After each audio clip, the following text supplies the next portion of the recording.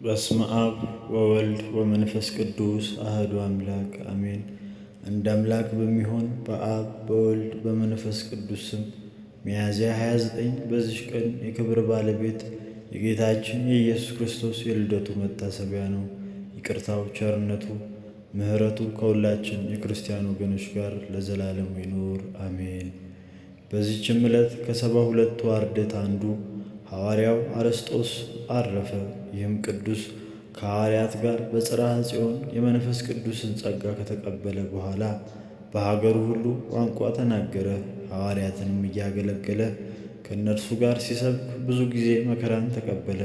ከዚህም በኋላ ሐዋርያት መርጠው ለኢየሩሳሌም ቤተ ክርስቲያን አስተዳደር ሾሙት። በዚህችም አገልግሎት ጥቂት ቆይቶ ብናጥስ በሚባል ሀገር ሁለተኛ ኤጲስቆጶስነትን ሾሙት።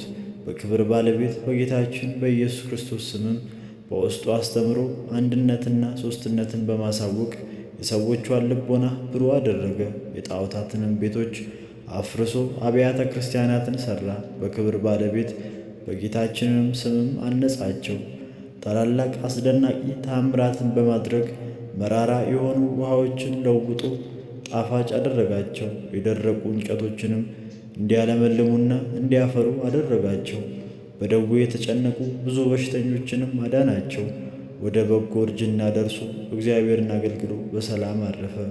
እነሆ ሐዋርያው ጳውሎስ በመልእክቱ አስታውሶታል።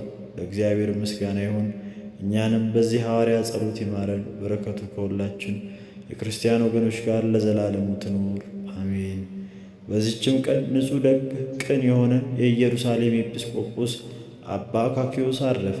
ይህም ቅዱስ ከካህዲያን ብዙ ቀኖችን አሰቃዩት። እግዚአብሔርም በእጆቹ ብዙ ታምራትን አደረገ። ከዚህም በኋላ በፍቅር በአንድነት አረፈ። ለእግዚአብሔር ምስጋና ይሁን። እኛንም በጸሎቱ ይማረን፣ በረከቱ ከእኛ ጋር ለዘላለም ትኑር አሜን።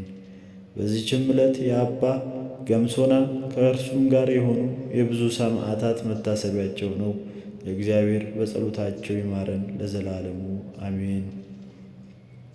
ጌታዬ ሆይ ከብልጽግናቸው ብዛት የተነሳ ብዙ መባ ካገቡልህ ይልቅ የዳይቱን አነስተኛ መባ እንደተቀበልክ ለሁል ጊዜ የሚያገለግሉህን አእላፍ መላእክት እያሳሰብ በችግሬ ጊዜ የማቀርብልህን ምስጋና ተቀበል። እናንተም ቅዱሳን ነቢያት፣ የወንጌል ሰባኪያን ሐዋርያት፣ ሰማዕታት፣ ጻድቃን፣ ትጉሃን መላእክት፣ ፍጹማን ደናግናን እንዲሁም ደጋጎች መነኮሳት ሆይ ልጅ አዋቂ ሳይለይ የምንሰበሰብበትን የጉባኤ ቦታ ባርኩ።